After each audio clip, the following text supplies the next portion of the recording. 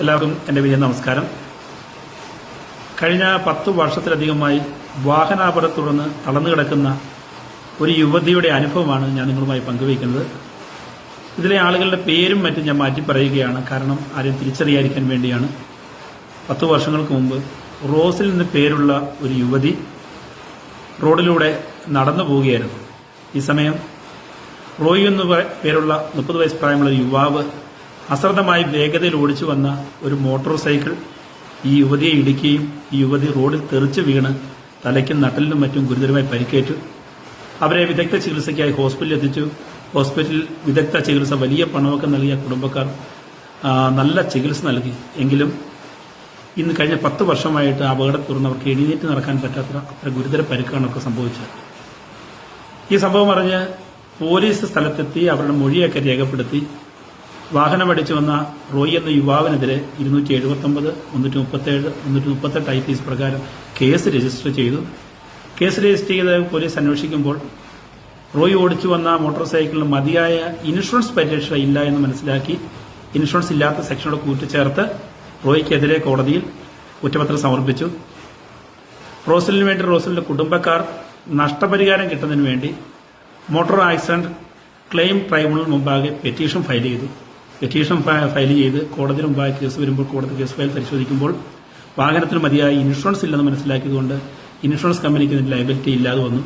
തുടർന്ന് കോടതി കേസ് പരിഗണിച്ച് 23 ലക്ഷം രൂപ നഷ്ടപരിഹാരം റോസലിന് കൊടുക്കുവാൻ തീരുമാനിച്ചു. ഈ നഷ്ടപരിഹാരം ഈ വാഹനം ഓടിച്ചിരുന്ന റോബിന്റെയിൽ നിന്നും വാഹനത്തിന്റെ RC ഓണറായിരുന്ന മുഹമ്മദ് എന്നയാളിൽ നിന്നും ഈടാക്കുവാൻ അവരോട് നൽകുവാൻ ഉത്തരവിട്ടു. ഈ പണം 6 വർഷങ്ങൾക്ക് മുമ്പാണ് വിധിക്കുന്നത്. അതിന്റെ പലിശയെല്ലാം കൂട്ടി 40 ലക്ഷത്തിലധികം രൂപ വരും. അവർക്ക് ആ പണം കൊടുക്കുവാൻ അവർക്ക് കോടതി കെട്ടിവെക്കാൻ തയ്യാറാവുന്നപ്പോൾ അവരുടെ റോബിന്റെ പേരിൽ 20 സെന്റോളം സ്ഥലമുണ്ട്. അത് വലിയ തുകയൊന്നും കിട്ടുന്നതല്ല.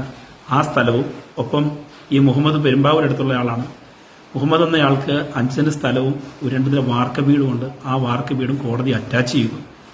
ഇനി ഈ 2 വസ്തുക്കളും ലേലം ചെയ്ത് കിട്ടുന്ന തുക റോസിലിന് നഷ്ടപരിഹാരമായി കൊടുക്കും. പ്രിയപ്പെട്ടവരെ, ഞാൻ ഈ അനുഭവം നിങ്ങളുമായി പങ്കുവയ്ക്കുന്നതിന്റെ കാരണം ഈ റോബിൻ എന്ന യുവാവ് 2 വർഷം ഈ വാഹനാപകടം ഉണ്ടാകുന്ന 2 വർഷങ്ങൾക്ക് മുമ്പാണ് പെരുമ്പാവൂരിലെ മുഹമ്മദിൽ നിന്ന് ഈ മോട്ടോർ സൈക്കിൾ വാങ്ങുന്നത്. മുഹമ്മദ് കൊടുക്കുമ്പോൾ ഈ വാഹനത്തിന് ഇൻഷുറൻസ് ഉണ്ടായിരുന്നു. പിന്നീട് അത് പുതുക്കുന്ന കാര്യത്തിൽ റോബിൻ വീഴ്ച വരുത്തി. ഈ വാഹനം മുഹമ്മദ് വിറ്റ സമയത്ത് എഗ്രിമെന്റ് പ്രകാരം വിൽക്കുന്നത്, പക്ഷേ RC ഓണർഷിപ്പ് ചേഞ്ച് ചെയ്തിരുന്നില്ല. RC ഓണർഷിപ്പ് ചേഞ്ച് ചെയ്യാതെ വന്നുകൊണ്ട് റോബിനുണ്ടായ അതേ ഉത്തരവാദിത്വം ആർക്കും വന്നു, മുഹമ്മദിനും ഉണ്ടായി. ഈ ലയബിലിറ്റി 2 പേർക്കും ഉണ്ടായി. ഇവിടെ ഞാൻ ഈ സംഭവം നിങ്ങൾ വിവരിക്കാൻ കാരണം, പ്രിയപ്പെട്ടവർ, നമ്മൾ അറിയണം, നമ്മുടെ നിരത്തിൽ ധാരാളം വാഹനങ്ങൾ ഉണ്ടാകുന്നത്. ധാരാളം വാഹനങ്ങൾ ഓടുമ്പോൾ വാഹനാപകട സാധ്യതകൾ കൂടും.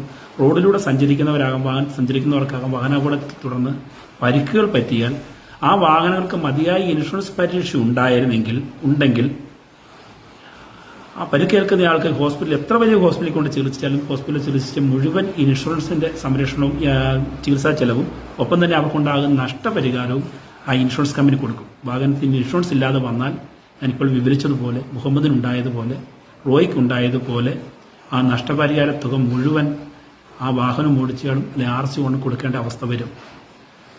ഒപ്പം തന്നെ നമ്മൾ തിരിച്ചറിയേണ്ട ഒരു കാര്യം, വാഹനം വിൽക്കുന്ന സമയത്ത് ഉറപ്പായിട്ടും അതിന്റെ RC ഓണർഷിപ്പ് നമ്മൾ മാറിയിരിക്കണം.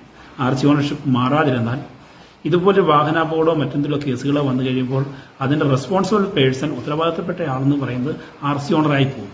അന്നേരം ഇൻഷുറൻസ് ഇല്ലാത്ത വാഹനം എടുത്ത് നമ്മൾ പുറത്തെടുത്ത് ഓടിക്കുമ്പോൾ ഈ വാഹനം ഇടിച്ച് ആളുകൾക്ക് പരിക്കേൽക്കുകയോ മരണം സംഭവിക്കുകയോ ചെയ്താൽ മുഴുവൻ നഷ്ടത്തിനും ഉത്തരവാദി വണ്ടി ഓടിച്ചയാളും RC ഓണറായി മാറും. അപ്പോൾ നമ്മൾ അന്ന് വരെ കഷ്ടപ്പെട്ടുണ്ടാക്കിയ എല്ലാ സ്വത്തുകളും നഷ്ടപ്പെടുന്ന, നമ്മളുടെ സ്വപ്നമായ വീടും സ്ഥലവും ഒക്കെ നഷ്ടപ്പെടുന്ന സാഹചര്യം ഉണ്ടാകും. അതുകൊണ്ട് പ്രിയപ്പെട്ടവരെ, നമ്മളെല്ലാവരും ഉറപ്പെടുന്ന റോഡിലേക്ക് വാഹനവുമായി ഇറങ്ങുന്നതിനും ഞാൻ ഓടിക്കുന്ന വണ്ടിക്ക് ഇൻഷുറൻസിന്റെ പരിരക്ഷ ഉണ്ടെന്ന് ഉറപ്പുവരുത്തേണ്ട ചുമതല വാഹനം ഓടിക്കുന്നവർക്കും അത് കൊടുത്തുവിടുന്നവർക്കും RC ഓണർക്കും ഉണ്ടെന്ന് നമ്മൾ തിരിച്ചറിയുക. പോലീസ് ഉദ്യോഗസ്ഥനത്തിൽ ഒട്ടേറെ അനുഭവങ്ങൾ എനിക്ക് അറിയാം. അതുകൊണ്ട് ആണ് ഈ വീഡിയോ ചെയ്യുന്നത്. മറ്റുള്ളവർക്ക് ഇനിയും ഇതുപോലെ ദുരന്തങ്ങൾ ഉണ്ടാകാതിരിക്കണം.